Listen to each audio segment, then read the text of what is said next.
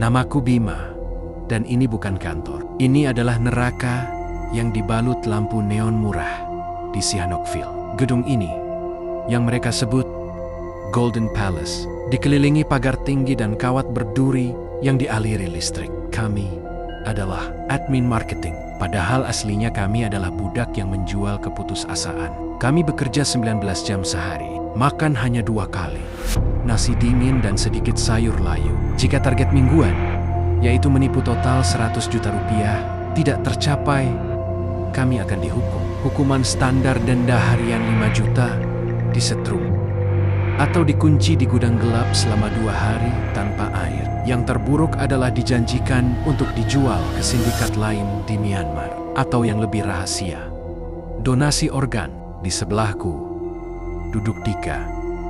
Dia sudah di sini 6 bulan. Kulitnya tinggal tulang dibalut kaos lusuh. Selama 2 minggu terakhir, targetnya 0. Dia sudah menanggung denda tebusan 90 juta. Dia sudah tahu dia tidak akan pernah pulang. Pukul 2 pagi adalah waktu mati di kantor ini. Saat kelelahan mencapai puncaknya, malam itu Dika tidak bergerak sama sekali. Aku sempat melihat lebam hitam di bawah mata kanannya. Dia tidak tidur, tapi dia juga tidak mengetik. Dia hanya menatap layar chat kosong. Tiba-tiba, monitor Dika menampilkan screensaver lama.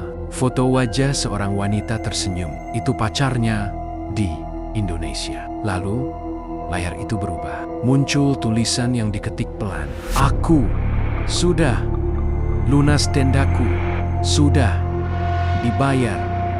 Darah. Saat tubuh Dika diseret ke lorong oleh 2 guard bersenjata tongkat listrik. Aku melihat ada bekas cairan lengket berwarna gelap di bawah kursinya. Itu bukan air. Dan bau yang muncul. Setelahnya bau ozon menyengat, bercampur bau logam, dan tanah basah menghantui. Itu bau khas setelah tubuh disetrum berkali-kali. 3 hari setelah Dika hilang, aku mulai panik. Targetku pun terancam gagal. Aku berusaha keras menipu, tapi tanganku selalu kaku. Dan setiap kali aku hendak mengirim pesan rayuan kepada korban, pesan di layar berubah. Ketik, modal kecil, untung besar. Tiba-tiba di layar, kau menipu demi harga dendamu. Kau sama saja dengan mereka.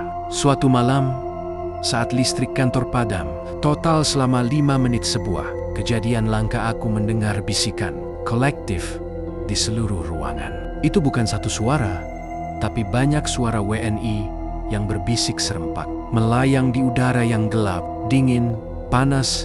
Jual, jual, lunas, lunas. Saat lampu neon menyala lagi, aku melihat ke monitor Dika yang sudah tertutup terpal hitam. Di atas terpal itu ada telapak tangan kecil yang meninggalkan bekas, seolah seseorang dari dalam monitor mencoba mendorong keluar. Aku memutuskan melarikan diri. Aku mencuri kartu akses dari meja supervisor dan mencoba membuka pintu darurat di lantai. Pintunya terkunci, gemboknya tebal.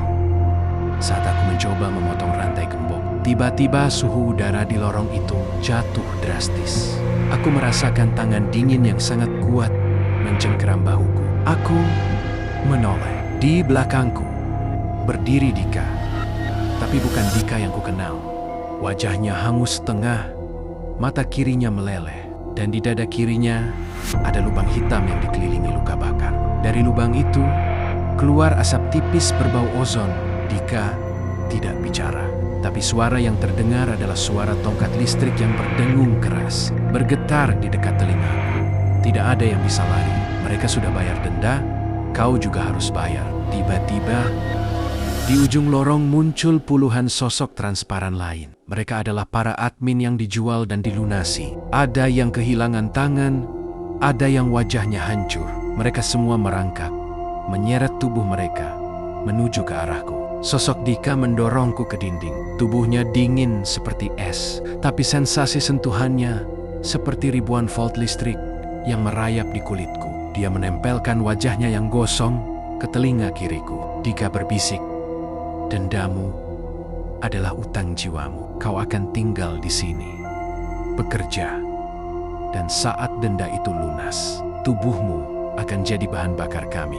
Tangan Dika yang dingin mencengkeram pergelangan tanganku semakin erat.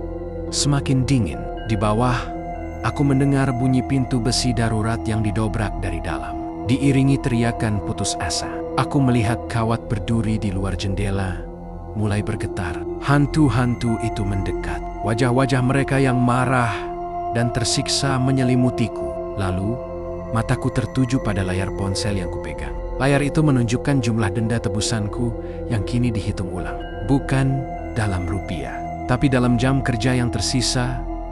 Denda jiwa tak terbatas. Aku tahu, aku tidak berhasil lari. Aku bukan lagi Bima. Aku adalah salah satu dari mereka, terperangkap selamanya di antara gedung kawat berduri ini. Aku akan terus bekerja, menipu, sampai tubuhku pun dilunasi dan menjadi bisikan kolektif yang dingin dipukul. Untuk memahami neraka di Sihanoukville, aku harus kembali ke awal. Aku, Bima, saat itu hanyalah seorang lulusan IT yang putus asa mencari pekerjaan dengan gaji layak. Tawaran itu datang. Customer support di Kamboja, gaji 3 kali lipat UMR Jakarta, dan fasilitas apartemen mewah. Aku terbang dengan hati penuh optimisme. Pendaratan di Phnom Penh terasa biasa saja, sampai mobil van hitam yang menjemputku melaju menjauh dari keramaian, menuju jalan-jalan kecil, dan akhirnya masuk ke jalan tol yang gelap, menuju Sihanoukville. Di dalam van itu, ada 3 orang calon pekerja lain. Kami semua lelah dan mulai gelisah karena perjalanan terlalu lama. Aku duduk di barisan belakang, menatap keluar jendela yang buram. Saat itulah keanehan dimulai. Kami melewati sebuah rest area yang gelap gulita. Mobil berhenti sebentar. Katanya sopir mau istirahat. Aku melihat pantulan di kaca jendela van. Bukan pantulan wajahku, melainkan wajah pria muda yang pucat. Wajah yang tak kukenali, berdiri tepat di sebelah luar jendela. Pria itu menempelkan wajahnya ke kaca. Dia menatapku, matanya memerah dan penuh air mata. Lalu, perlahan, dia menggerakkan bibirnya tanpa suara. Aku bisa membaca kata-katanya dari pergerakan bibir yang terdesak.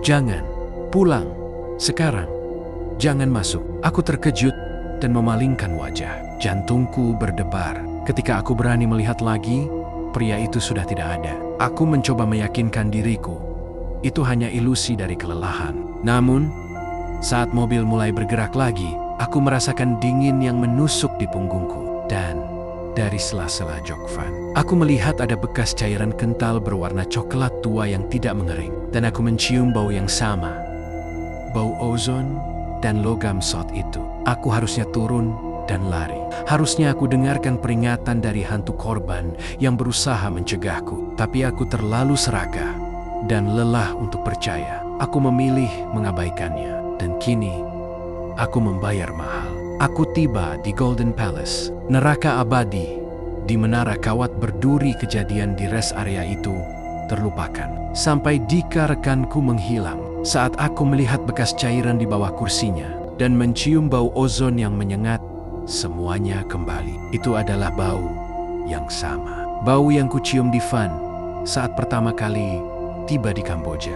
Bau tubuh korban yang sudah tersiksa listrik. Aku menyadari, pria di rest area itu adalah salah satu dari mereka. Salah satu jiwa yang terperangkap. Dan sekarang, Dika telah bergabung dengan mereka. Malam itu, saat lampu mulai berkedip, aku tahu Dika tidak benar-benar pergi. Dia hanya berganti shift.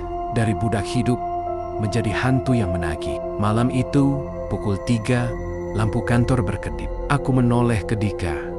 Dia sudah kaku di kursinya. Kepalanya di atas keyboard. Layar chatnya menampilkan tulisan merah menyala. Aku dibayar. Lunas. Darah. Tubuhnya diseret ke lorong. Di bawah kursinya, bekas cairan itu. Dan bau ozon menyengat yang sama dengan yang kucium di van. Aku menyadari, pria di rest area, Dika, dan banyak orang lain mereka adalah satu kesatuan. Mereka tidak pergi. Mereka hanya menjadi penghuni abadi di sini, menagih denda mereka. Dan malam itu, saat monitor, Dika yang tertutup terpal memperlihatkan telapak tangan kecil menekan dari dalam. Aku tahu, giliran aku yang akan dilunasi. Aku harus keluar.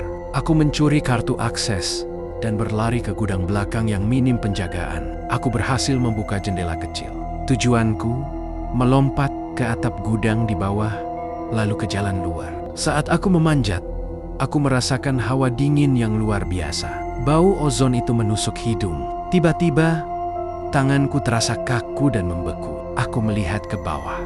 Dika berdiri di bawah jendela. Wajahnya hangus, matanya kosong. Dia mengangkat tangan kirinya, dan aku melihat jarinya menunjuk ke kawat berduri di atas kepalaku. Dika tidak bicara, tapi suara yang terdengar adalah deringan listrik yang keras dari kawat berduri. Dendamu belum lunas, Bima. Kau harus kembali. Kami butuh kau di sini. Puluhan sosok transparan mulai muncul di sekitar Dika. Mereka adalah korban lain dengan luka bakar dan tubuh yang cacat. Mereka semua melihat ke arahku. Dan di kawat berduri itu, aku melihat satu kawat baja mulai bergerak, meliuk seperti ular, mendekat ke arah tanganku. Aku menjerit, menarik tanganku sekuat tenaga, mengabaikan sakitnya kulit yang tergores kawat tajam. Aku berhasil lolos dari kawat hidup itu. Tubuhku jatuh menghantam atap gudang di bawah. Aku berguling, merasakan sakit yang luar biasa, tapi aku terus berlari. Aku berhasil melompati pagar luar. Bunyi alarm berdering kencang. Aku dengar teriakan para guard. Aku berlari tanpa alas kaki di aspal panas Sihanoukville. Aku tidak peduli kemana. Yang penting menjauh dari gedung Golden Palace. Aku berhasil mencapai pos polisi turis di pinggiran kota. Aku ambruk, menceritakan segalanya dengan histeris. Aku diselamatkan. Aku berhasil kembali ke Indonesia. Aku selamat dari neraka itu secara fisik.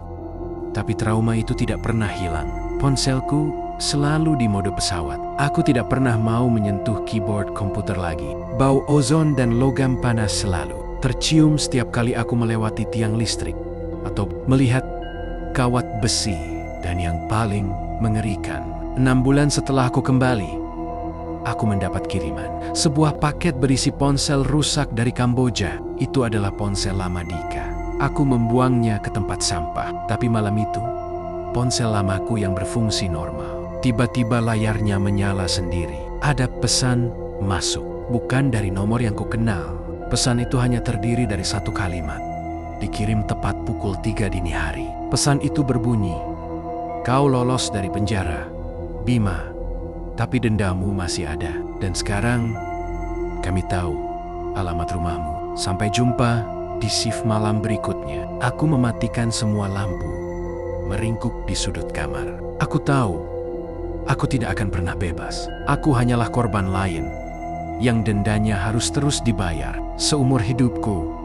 Tapi di balik itu, pikiranku menyala. Aku harus membocorkan sindikat ini. Banyak korban di sana, di Kamboja. Aku tidak ingin warga Indonesia atau warga dari berbagai negara yang terjerat sebagai korban penipuan dan perdagangan manusia. Aku berharap pemerintah bisa mendengar suaraku lewat ini. Tidak, aku ingin dunia yang mendengarkannya. Aku tidak ingin ada orang lain yang tersiksa atau korban baru yang berjatuhan karena sindikat keji itu.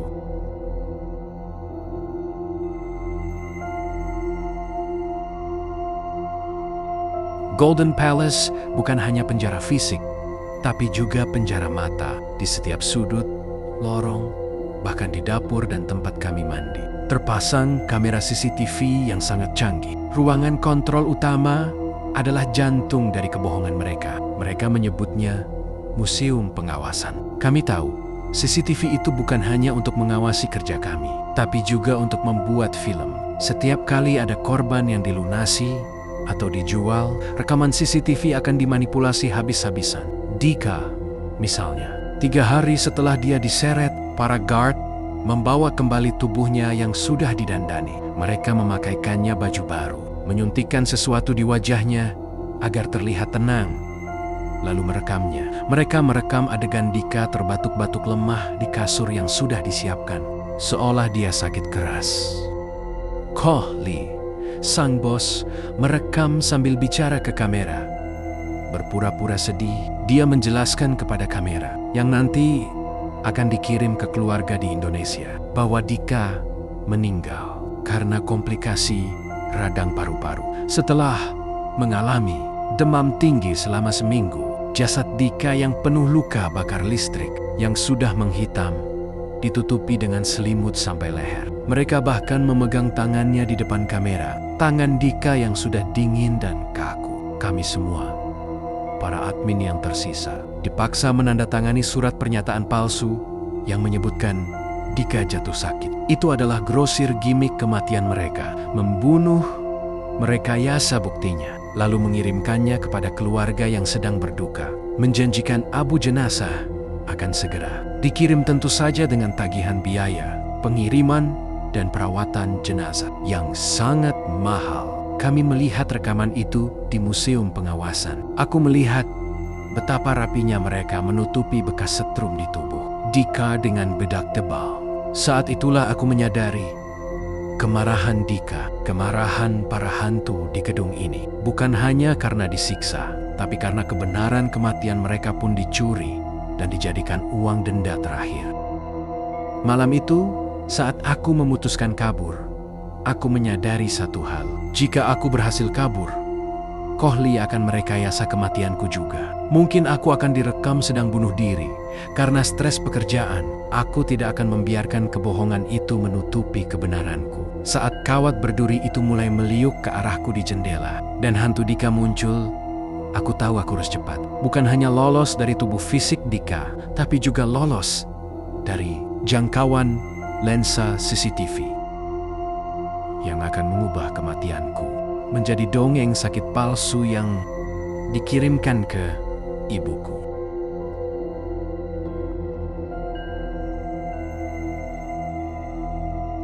Manipulasi mereka tidak berhenti pada jasad korban. Gimik terpenting adalah menipu keluarga yang masih hidup di Indonesia. Di lantai dasar gedung Golden Palace, ada satu ruangan yang ditata sedemikian rupa, menyerupai toko grosir sembako yang kumuh dan penuh debu. Ruangan itu lengkap dengan tumpukan kardus mie instan, karung beras palsu, dan botol-botol minuman yang sudah kadaluarsa. Adalah panggung sandiwara kami. Setiap kami wajib melakukan panggilan video kepada keluarga di Indonesia.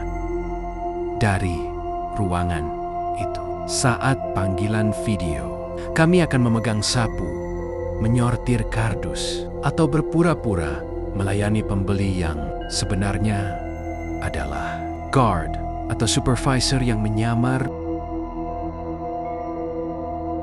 Ibu Ranti, pemilik kosan gadungan yang aku temui di awal, sering muncul sebagai mandor toko yang ramah. Kami harus tersenyum, mengabarkan bahwa pekerjaan di grosir ini berat tapi menyenangkan, dan gaji akan segera ditransfer. Kami dipaksa berbohong sambil menahan lapar, menahan rasa sakit di setrum, menahan ketakutan dijual. Semua demi meyakinkan keluarga bahwa kami aman, agar keluarga di rumah tidak curiga saat kami tidak bisa pulang. Satu kali, Dika harus menelepon ibunya dari panggung sembako ini. Saat Dika memegang karung beras, aku melihat di belakangnya, di sudut gelap tumpukan kardus, bayangan samar seorang wanita tua berdiri. Wanita itu menangis tanpa suara, melihat Dika tertawa palsu di kamera. Dika menutup telepon. Dia berbisik padaku, "Bima, itu ibuku yang sudah meninggal." Sejak saat itu, setiap kami melakukan panggilan video dari grosir itu, kami selalu merasakan ada hawa dingin ekstra yang menusuk di belakang kami. Hantu-hantu korban yang gagal diselamatkan oleh keluarga kini menonton kami, dipaksa ikut berbohong di panggung sandiwara mereka sendiri.